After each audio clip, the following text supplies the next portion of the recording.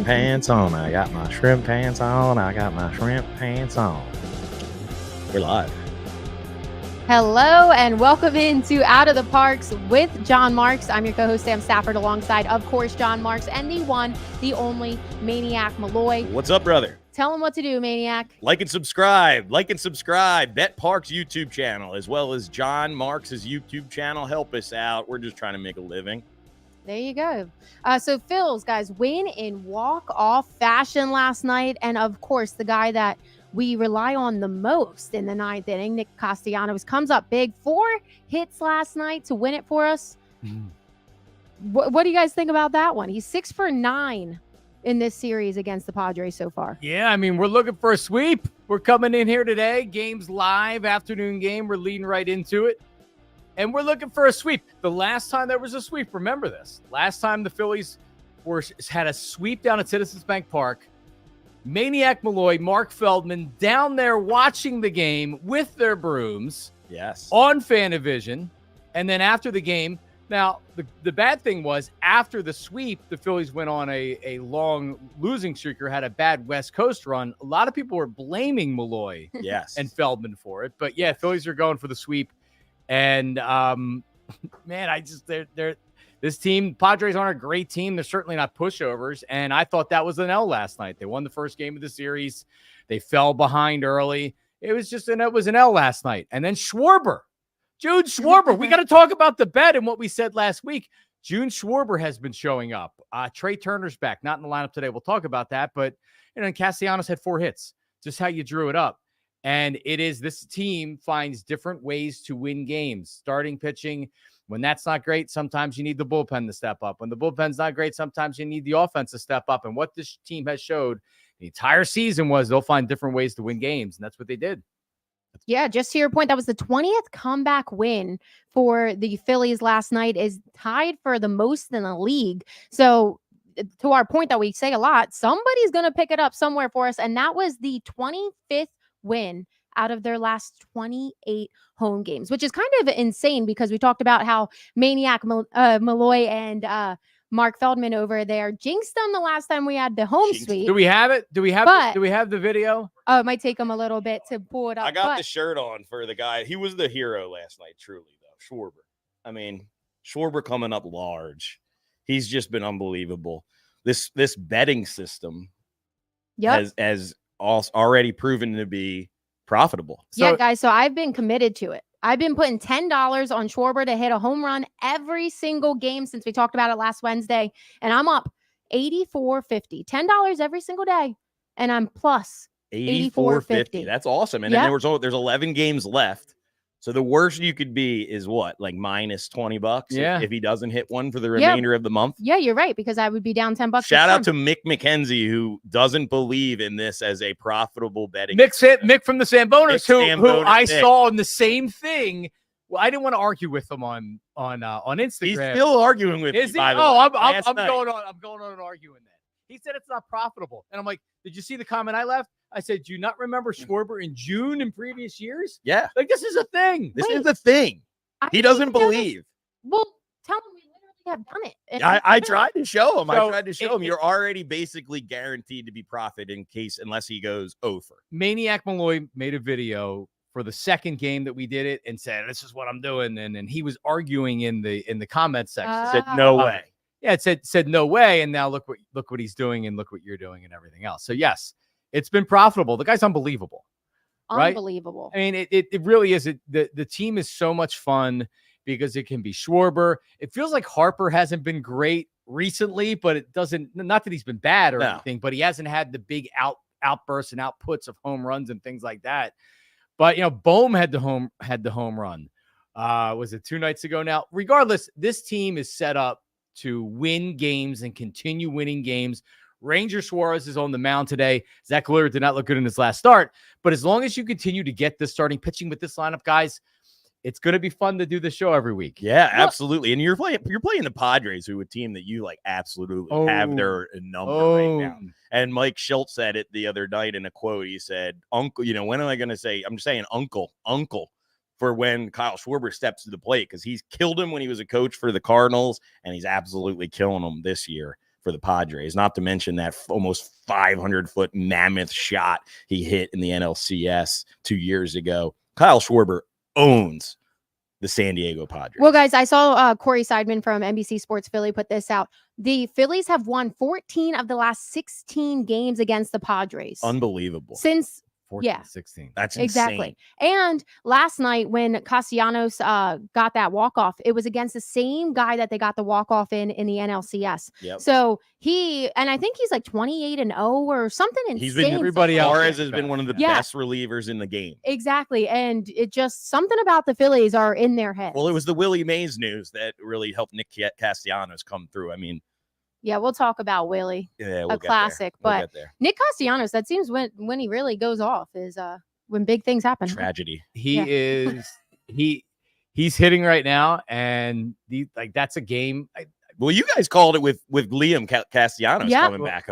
That was and then I jumped on that because Liam is here, and now he's involved in every one of these walk-offs. But now you're noticing it more because his dad's playing well. He's hitting the ball. So did you see them bring that up in the broadcast last night? Like just basically, I forget the actual question, but basically hinting that Liam's back, and that's when coincidence that he's getting hot. And he was just like, well, yeah, the most Nick Castellanos reply ever. He was like, well, yeah, when you're a dad, you like to have your kids with you. You don't want them halfway across the country. That's how he answered it. It's true. He is a very he is a great post gamer. Right. Well, presser. Yeah. I'll tell you this, that he was pretty good last night on TV, but I mean, I've seen I think it was John Clark. He gave a really weird thing to John Clark. Castellanos is an interesting guy, but I think when it comes down to it, he's a great father, and that means so much to him. And you can see that where it doesn't surprise me at all that he's more comfortable that Liam is there, and now he's got him with him all the time. He's not going to play like this for the rest of the season. He has he never does. He's a streaky hitter. Take advantage of him when he's hitting well. 100%. One guy that we haven't talked about yet is Trey Turner is back. He's not in the lineup today, but he has made his return. He's running about 80%. I know some people are a little concerned about that, but what do you expect? He's coming back. You don't want to injure him right now. You don't want him going 100%, especially it's the middle of June. You don't need him to go 100%. So we will see about that. But I want to know your guys' thoughts on Rojas being the one that got sent down in his return. Yeah, I feel like I didn't see this one coming, and then when it happened, it made all the sense in the world, right? If they would have sent Pache down, and not to get too much in the weeds here, but they would have had to expose him to any other team that wanted him. There weren't a lot of players on the Phillies that had options remaining to go down to the minors. So they can send Rojas down, which they did. They don't risk losing him. If they would have put Pache or even Dahl on waivers, now you have to more or less offer them to any team that they can pick up on waivers, and you would lose them. You would definitely lose Pache because he's a young player. And I feel like Dahl, the way that he's played with the Phillies, he's a platoon left-handed bat. They're in demand. So the Phillies he keeps playing like this. This is a trade deadline type deal to have Dahl. So you weren't going to risk losing him. They need him. Yeah. They're a better team without Rojas. They need a center fielder. Pache's fine. And Rojas has got to go down and maybe change his approach. I don't really think he was all that bad. His defense wasn't good this year. That's the one thing that was bad was his defense.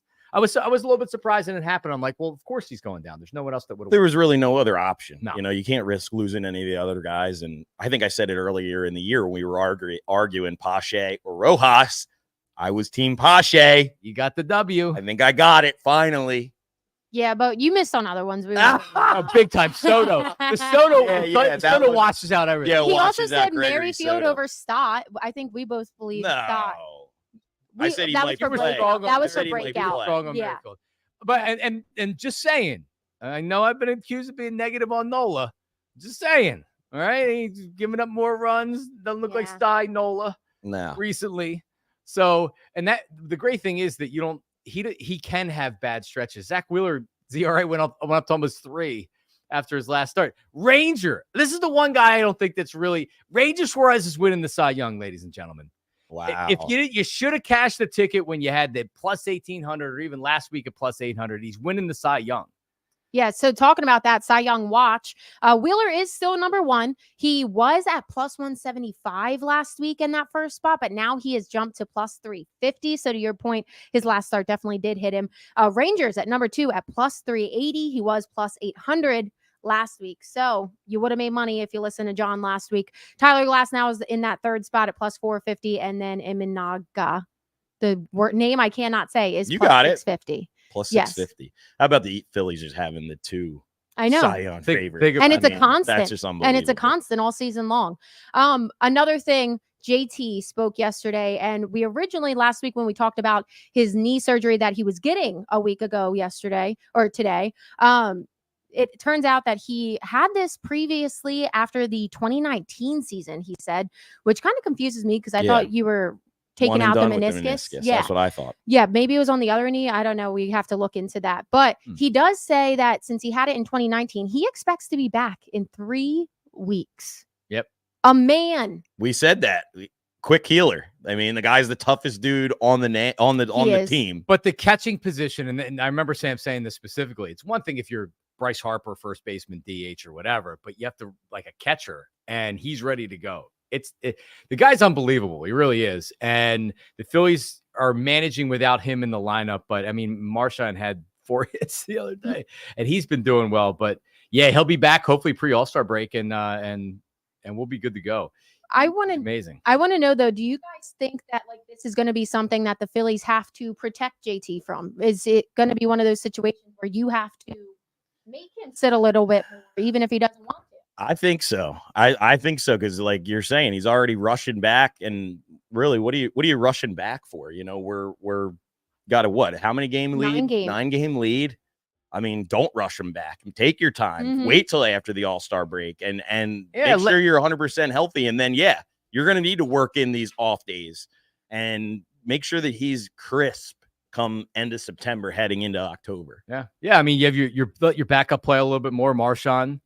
Let him play 2 games a week. Sam's getting to it. Sam's getting to it. Just gonna bring it up. So it is a tough question because you got Stubbs, who we know is the chief vibes officer. You want to keep these vibes going, but Marchand is obviously the better talent behind the backstop. Yeah, he's a prospect. If it weren't for injury, Marchand would be the backup on this team, and Stubbs wouldn't have even gotten his chance. Yeah, they need some better vibes in Allentown, Lehigh Valley. The Iron Pigs could use a guy like Garrett Stubbs because I'm sure they'd love to win the International League Championship. It's not even close, and I'm trying not to be mean, but I can't handle Stubbs much longer. It's time. They can get somebody else to have the playlist after the game or whatever else. And Marchand, like, listen, in 2 weeks we may have a different feeling because he has played well. He's not like he hasn't hit great in the minors, but you can just tell defensively he's a better defensive catcher. For sure. He has more velocity on the throws, the second base. He's just better. Garrett Stubbs looks like me or you out there catching Maniac Willie. And like, listen, I'm a righty. He's fine. Me too. But he's fine. All right. So there was a thing yesterday. They talked about it in the broadcast about there was like a poll by players of like guys that you wanted to have in your locker room, and Garrett Stubbs got 2% of the vote. I don't want to mess with this team that much. I don't want to mess with the vibes that much. Once Real Muto is back, neither one of those guys is going to play a lot. So what does it matter? But that's the point. If he goes down, it does matter. We just said that. You want to get him more rest, so you need somebody reliable that can fit in. All right. I'm waiting for you to say keep 3 catchers on the roster. No, not that. Well, the rosters expand in September. Do they still, or they don't expand in September like they used to? But I mean, they do go to 28. Yeah. There you go.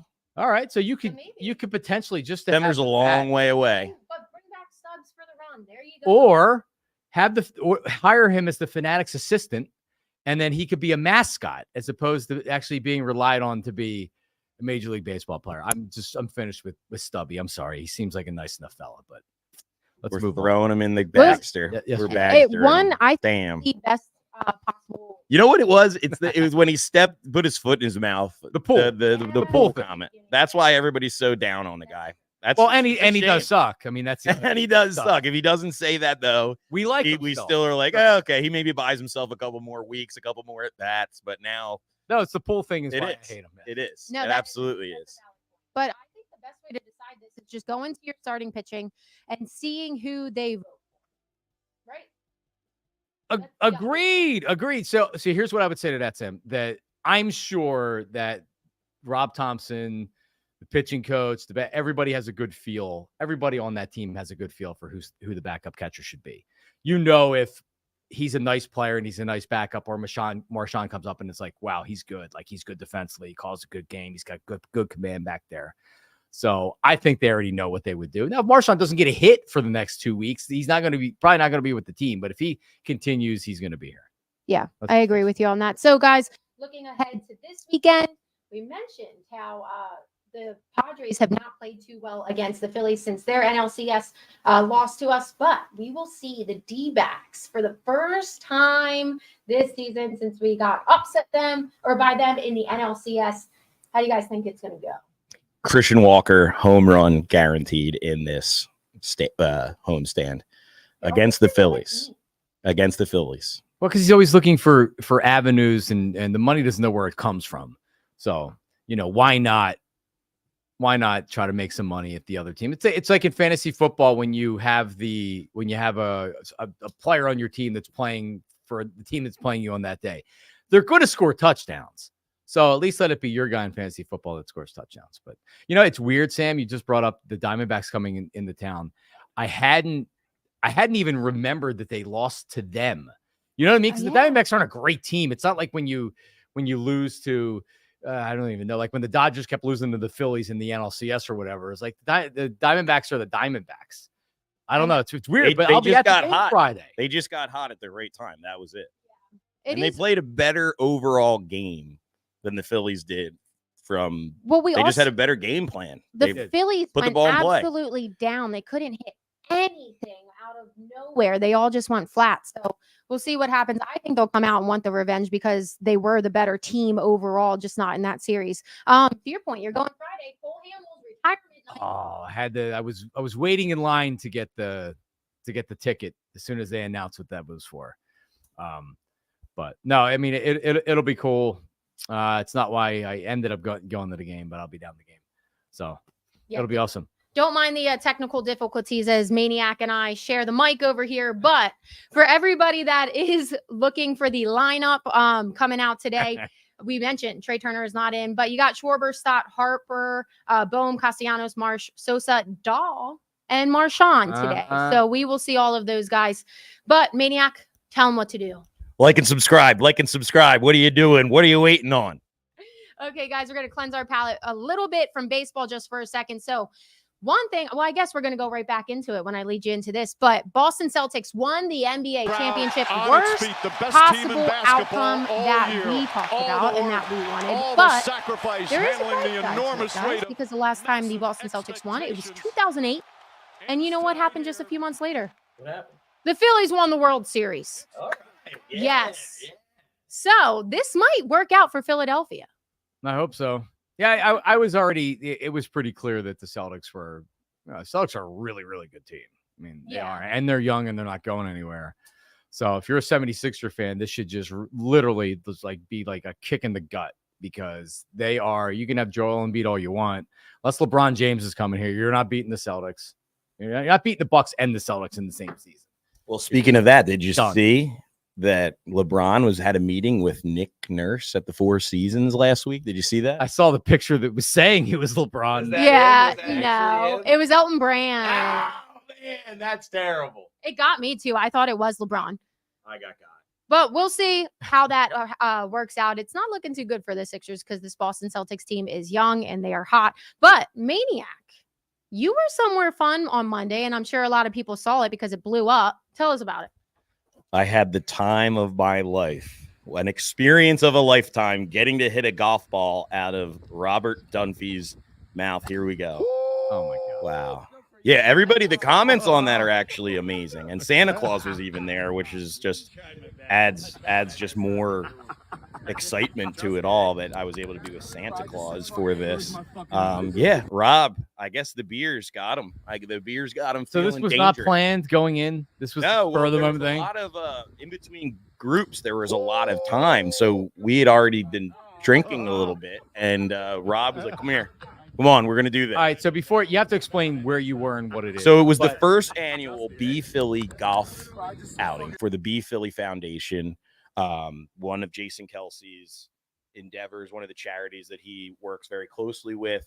It was called the Underdog Outing. They had a ton of, celebrity ball players, and Eric Lindros was there. John LeClaire was there. And it was just a really, really good time. And we were heckling all of the golfers. So it would be, three guys in a group with one celebrity, a scramble format. So we were heckling the celebrities and then absolutely showing no mercy to the other members of the group. And they were just the regular guys that donated to play. And we chewed them up pretty good. And it was really fun. What a great concept. Jason came up with it on his podcast, the New Heights podcast. I was able to get involved thanks to Hayden Smith. Shout out to you for pulling some strings for me to get me there. And it was just an unbelievable experience. And now I feel like I'm friends with Jason Kelsey. I have a question for you. So you posted a few things where we heard some of your jokes. What was your biggest hit joke that you heckled somebody with? So the one that Jason was talking about at the barbecue, he was like, dude, when you guys said to that one guy, what, did your wife pick that out for you?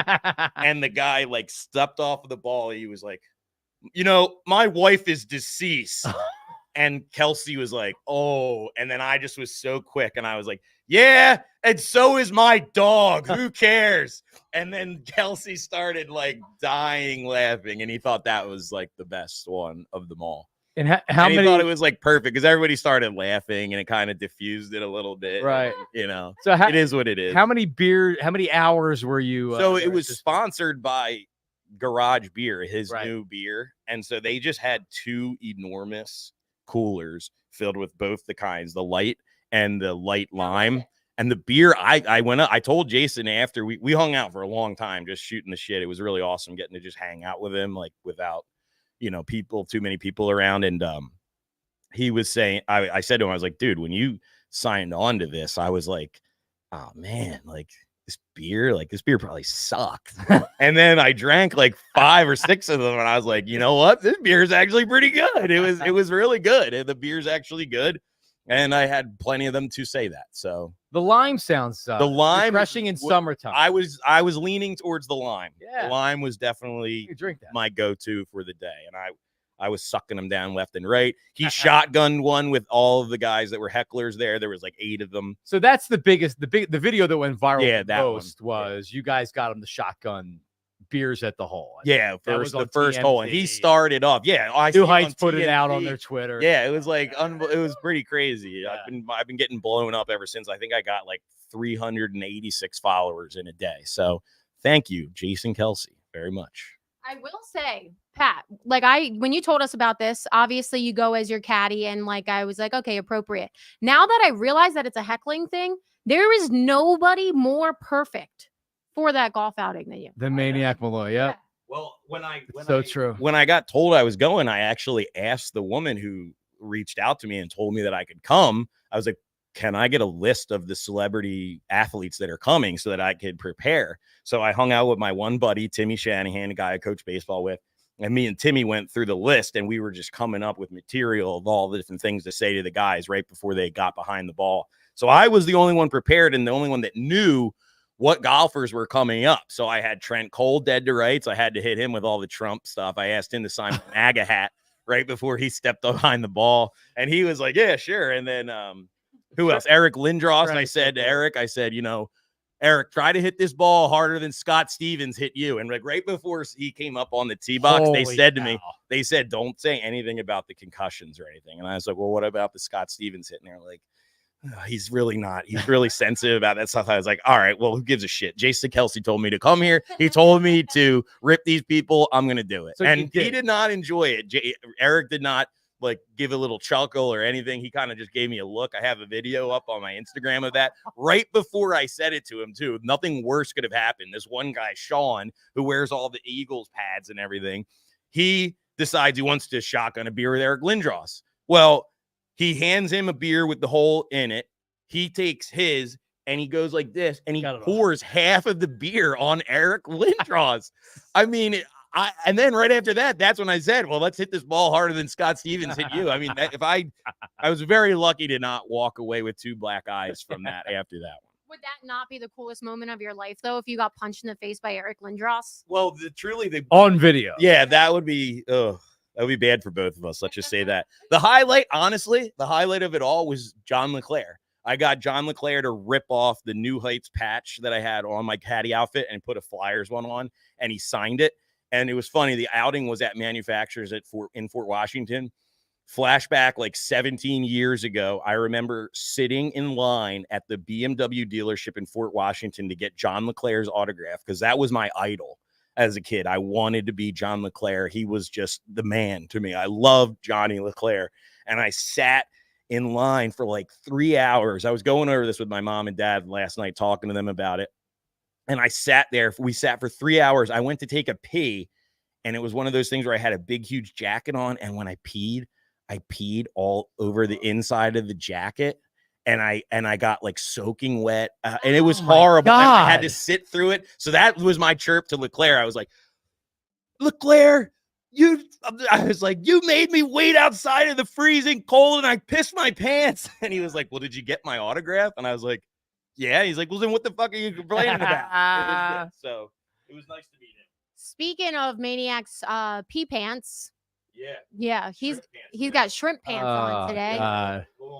Yeah, we all fall victim to not wanting to wash our jeans, and unfortunately, Maniac forgot that he had shrimp juice on his from 2 weeks ago. So hold on, it was shrimp butter sauce from an entree. Yeah, that this is going back to Columbus, back when I was at the Memorial tournament. Yeah, so they've been fermenting for a little bit on the floor in my bedroom, but so.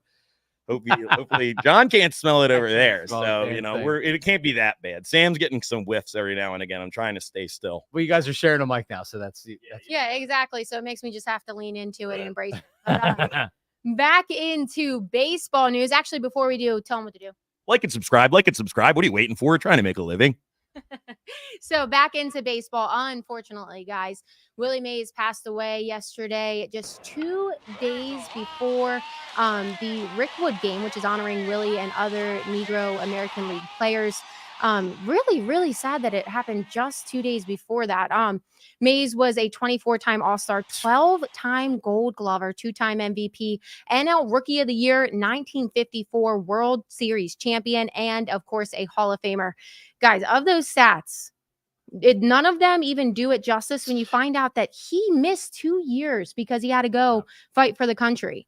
And then 1954, when he came back, is when he got one of his MVPs and when they won the World Series. So he came back at top notch, didn't miss a beat. Yeah, I saw the 24-time All-Star. I actually Googled it. I'm like, how the hell do you 24 in 22 years? So they had multiple years where they had 2 All-Star games. Yeah, so that's how he was able to get that. But an icon.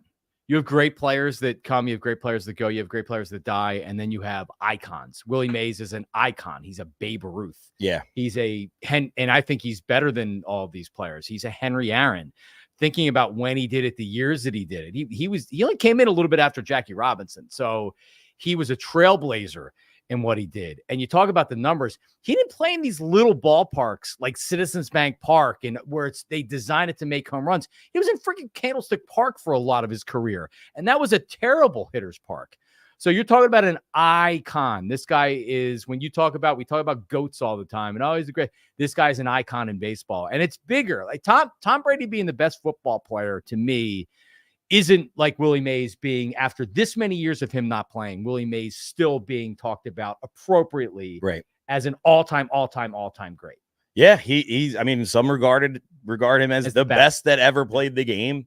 I just know that, for me, like getting introduced to Willie Mays would be when I played Little League ball, like in the first couple of years, and everybody would catch balls like this. And you'd have a dad that would be like, hey, Willie Mays over here. Like, we're like, and then eventually after a couple of years, they're like, yeah, no, don't Willie Mays it. You got to get, they would like, he literally was the basket catch over the shoulder from that game at the Polo Grounds, right? That is like Kobe, when you shoot a ball into the trash can, like that's like the same thing as that. He literally has a play in the game that people still to this day, say, oh, he had a little Willie Mays catch on that one. So that's how it's a Willie Mays. I got to know who Willie Mays was from my father and other dads that were coaching the team that, obviously had a huge impact on them. And it's really sad to see that he missed that game 2 days before it. And he was fully planning on going too. There was a rumor out there that he was sick, but he was going to absolutely try to be there. He'll be missed. Yeah, guys, and to that point, I saw a little clip that they re-aired on MLB Network last night or on their social media from an interview with him in 2011. And it was just so cool. They asked him about like why just every single game he would play with his heart out and make the catches fun and do the basket catches and run and blah, blah, blah. And he was just so genuine in saying, these people paid for their money to watch a show. So I wanted to give them a show every single night. And it's just so cool. And you see some players like that nowadays, like Bryce Harper used to be very big on that. He still is very big on that. So like you see some players, but you don't see it that often. And that's one of the things that makes him just so great. Am I cutting Pat off there?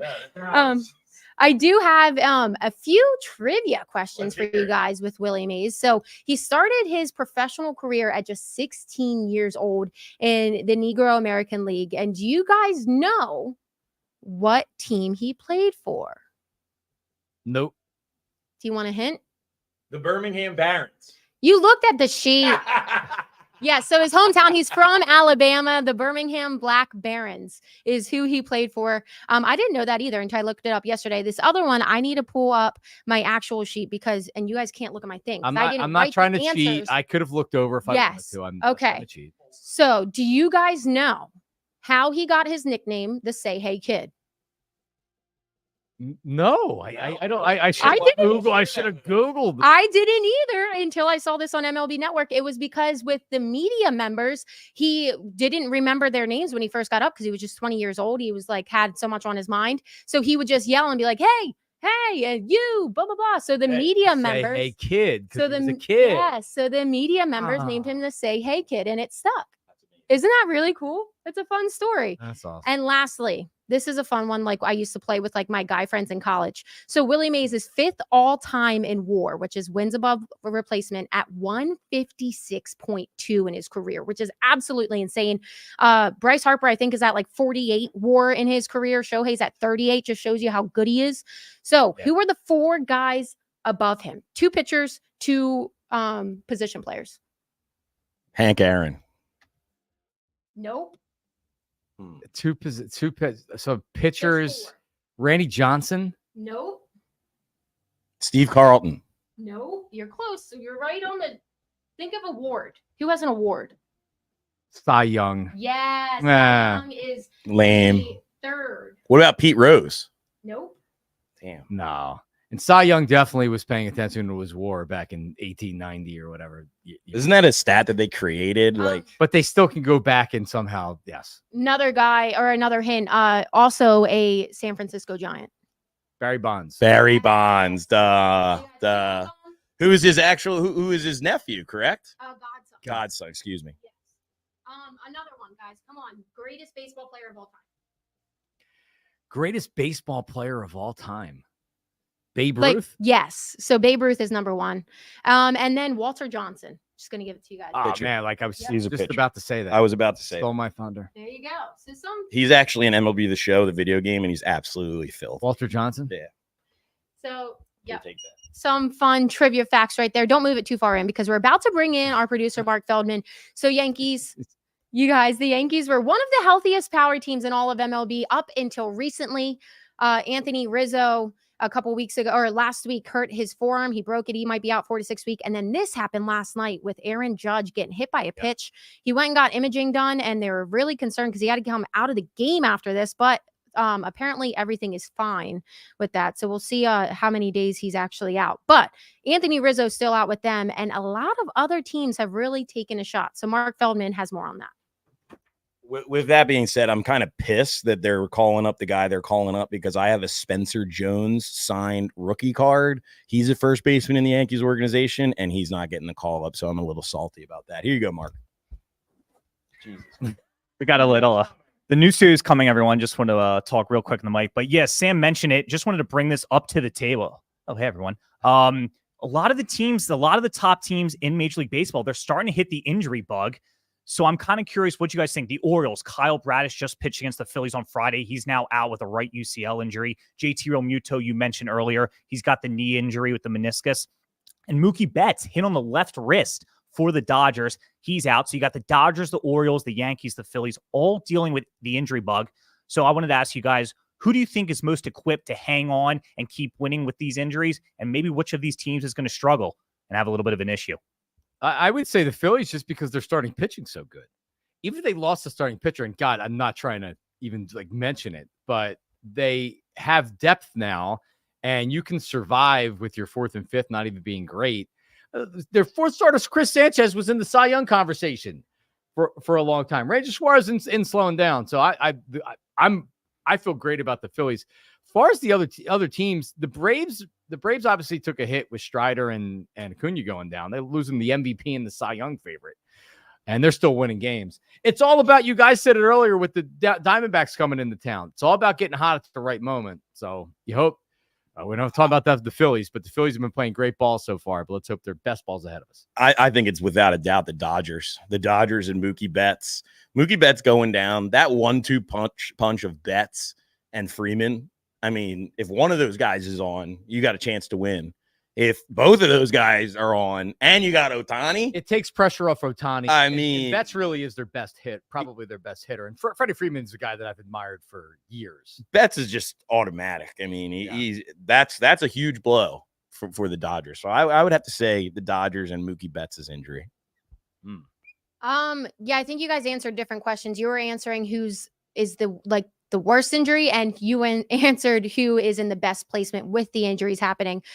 So if we're asking who is in the best place, I would agree that it's the Phillies, because also it's JT that we're seeing right now, who is a freak of nature and trying to come back after 3 weeks. So it seems like that is the least concern out of all these injuries that Mark answered. So that, and then also to your point, the starting pitching is absolutely amazing. You have guys on this Phillies team that can really come up. So I think the Phillies are in the best place out of all this, but it is really interesting to see what's happening to all these power teams, because that's one of the biggest things that is messed up with the 162 amount of games, is the fact that you play so many and you could have these lights out teams. We're seeing it with the Braves, but 1 or 2 big injuries can ruin a whole season. Yep. And it's amazing the Phillies lost Trey Turner. Does it even feel like that Trey Turner was out? They didn't skip a beat. Now Real Muto's out. I know that they were 10-10 in 20 games there after they had the West Coast to the East Coast to London to back. I mean, you think about all the travel, we may not want to acknowledge it, but when you think about it, it looked like that they were playing a little bit foggy there for a while. So we're past that. Now it's going to be tougher games. The All-Star break's coming up here in a couple of weeks. And Phillies are ready to go. Just because you said we're past that, it made me remember this fact that I heard. The Phillies are 125-65 since Rob Thompson took over. How incredible is that? When I remember when Joe Girardi was coming under fire, and they were like, well, I remember Ken Rosenthal kind of wagging his finger in an article being like, what do you think that's going to do? It's not going to solve the bullpen issues. It's not going to solve the lineup issues. Sometimes when guys just don't like coming into work because the manager rubs them the wrong way, it means a lot to the chemistry in the clubhouse. And Rob Thompson has a Charlie Manuel-esque type leadership style. The guys love him. And I think technically maybe he's made some mistakes as far as moves last year. Probably shouldn't have went to Kimbrel or done some other things. But you got an amazing run with him. You got to thank Joe Girardi, because without Joe Girardi, there is no Rob Thompson. Thompson was a guy that was brought here under the Joe Girardi regime. So without him, we don't get Rob Thompson, and Rob Thompson may have never gotten the chance to be a head coach in the major leagues. He was always a bench coach, right? I mean, for his career, and he was ready to retire. He said at the World Series here, he was ready to retire and walk away. That's unbelievable. Yep.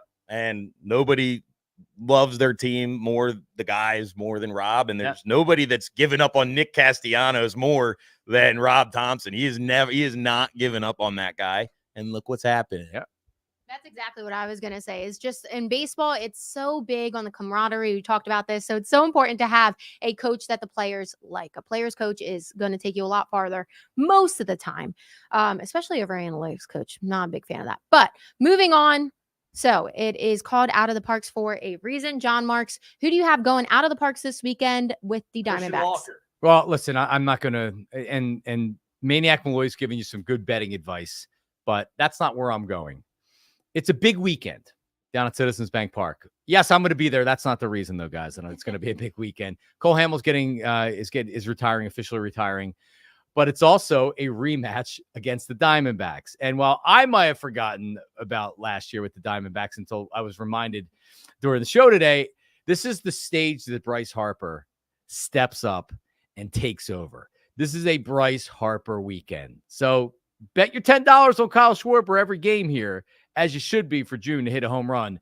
Bryce Harper, load up on him, ladies and gentlemen. He's having minimum 2 home runs. I believe 3 this weekend. Wow. There you go. Maybe bet a little multiple home run. You can do that, With on Schwarber, if you were doing 2 home runs a game, you cleaned up. Now, that's one of the things I'd like to say. If you are betting the $10 a game on Schwarber to hit a home run, after he hits that first one, you might as well double down on him to hit a second, because how many times so far has he hit one and then he hits a second one? That's already happened 3 times this June. He's had 6 games with home runs and 2 or 3 times. I don't know. Then they've been multi-homers. So 50% of the time then. So in June last year as well, we looked at this last week. Yeah. He did twice. He had 2 multiple home run games in June last year. So he does. I think he's got 3, right? Mark, can you do a check on that for us? He's got 3. He's got 3 so far. So when he hits that one in the first or second at bat, hey, late innings, close game, you might have to double down on that one. I like those odds. But you know what? This is my idea for betting Christian Walker. Christian Walker had a absolutely atrocious series in that NLCS versus the Phillies last year. The kid from Norristown is coming home. Take a look at Christian Walker to hit a home run against his favorite team growing up, the Philadelphia Phillies. So I like that, but also he just could not be that good compared to the Phillies. So take that for what you will. Obviously, I'm going Schwarber because I've been putting the $10 on him every single day, and I think that's the lock. It's Schwoon, baby. So Schwarber, I'm looking on the Bet Parx app right now, and you have about 10 minutes to get in because the game's starting soon. Plus 190 for Schwarber today. It's all the way down to plus 190. We were getting at 350 when we started doing this. I got it at plus 200 this morning. So to that point, you want to get in early before they get down, guys. Maniac, tell us about the Marks and Maniac Moneyline Boost. Yeah, it's the Marks and Maniac Moneyline Boost. And today, Marks, we're going with the Orioles over the Yankees, and we're going to go with the Texas Rangers over the Mets. I watched the Texas Rangers Mets game last night. I live bet the Texas Rangers. They got a guy on in the bottom of the 8th inning. A catcher's interference put runners on first and second, and a little dying quail up the middle scored the game-winning run. A really, really heartbreaker of a game for the Rangers. I think they bounce back today. You also have Garrett Cole pitching tonight for the Yankees in his first return since his injuries in spring training. He's definitely going to be on a pitch count of sorts. You see it all the time. These pitchers in their first starts, they either have it or they really don't have it. Be off a little bit. Yep. They lost a heartbreaker too last night, 4-2 to the Yankees, who they're trying to, chase down here in the AL East. I think they get them in the getaway game today. Orioles, Rangers, Marks, Moneyline, Boost. Take it, find it, bet it. Only on the Bet Parx app where we're boosting the odds on that one. I'm looking at it right now. You'll have it better odds than any of the other books out there. So if you like that bet, go ahead and load up on the Bet Parx app. Rangers, Orioles, outright. Kyle Schwarber plus 10,000 for 3 home runs today. Oh, it's got to happen once, right? Plus 1,500 for 2, plus 10 grand for 3. 2. I like the 2. Yeah, 3. No, 3 is like $1. You would put $5 on it or something. I'm sure that if he hits one today, like for him to hit a second one, it's not going to be plus 190. It'll probably be plus 400, 500, because you're only getting like 2 more at bats in the game. So Sure. Yeah. you know, you could even if you don't like plus 190, you wait and see what he does in his first at bat, and then his odds are going to go up to probably where they should be because he has one less at bat. So live betting. So you can live bet the home run. Yeah. He loves leading off games with home runs, though. Yes, he Maniac does. Loy. And he has his charity event tonight, so maybe he's feeling good. Wants to put on a little bit of extra stuff. Yeah. I Yep, didn't know that. Neighborhood heroes or heroes in the neighborhood. And let's face it, it's hot as hell out, and that ball was carrying last night. There were fly balls that almost were home runs last night. There were just regular fly balls. Ball's gonna be flying out of the park today. 8.5 is the over/under. Well, it seems too easy to take 8.5. I know Rangers on the mound, but I could see some runs scored today. Well, how about this one? So I've been called up. I thought I was retired. I've been asked to come back tonight. Men's slow pitch tonight. You're making your return? The rubber ducks or something. I forget what we're called. I've been asked to come up and sub. They're trying to get me to add on to the team. What are my odds tonight to go yard tonight at the Quarry? What are my odds? What were your odds? I think I have a career 12 bombs on that field, but I haven't hit one in a number of years. So you do have. Well, you're not hitting one tonight. Then. Not hitting one tonight. When was the last time you? What do you want to bet? When was what do you want to bet? What's the odds? I'm asking you. Plus 850. Plus 850. Those are good odds. I like that. All right, I'll take it. I'll bet you $1. How about that? $1. Okay, $1 on the line So against $8.50. Yeah, if you want to come out and see the laser show tonight, 6:30, the Quarry, right at the corner of Street Road and Upper State. Let's go. I would be more concerned about you hurting yourself, your back. Oh well, your a core injury. So I have been living like I have been having just top 5 days. So Saturday we won the championship, AAA minors. 16-1 Mariner Magic, most incredible team I've ever been a part of. Then we went to the coaches game Saturday night, brought out all the kids, and we cooked up all the rest of the food in the snack bar. We were down 8-0. We rallied. I hit the go-ahead 2-run homer to put us up 10-8. All the kids were going wild, yelling, Maniac, Maniac. Wow. Maniac. I mean, it was. So you're feeling it. I'm feeling it. That So was I'm a back. Bryce Harper moment for you. Was it in slow motion? Now that was coming with around second. Oh, I got the video for you. It's unbelievable. It was unbelievable. Truly unbelievable. So I'm feeling it. We'll see what happens tonight All at right. the Quarry. He's gonna be injured. All I gotta say, There's no doubt. This is gonna be beyond maximum effort on the first swing. I just gotta beg of you, please take off your shrimp pants. Yes. Because Oh. if you're sweating in that 90-degree heat tonight in shrimp pants, All right. Well, I heard you wear them underneath your pants. Sometimes you wear jeans under them. Yeah. I love it. Okay, guys, we are about 10 minutes from first pitch. So just a reminder, it goes Schwarber, Stott, Harper, Bohm, Castellanos, Marsh, Sosa, Daw, Marchand, and obviously Ranger Suarez on the mound. So just under 10 minutes. Thank you for listening to episode number 12 of Out of the Parks with John Marks. We will be back next week. Let it fly.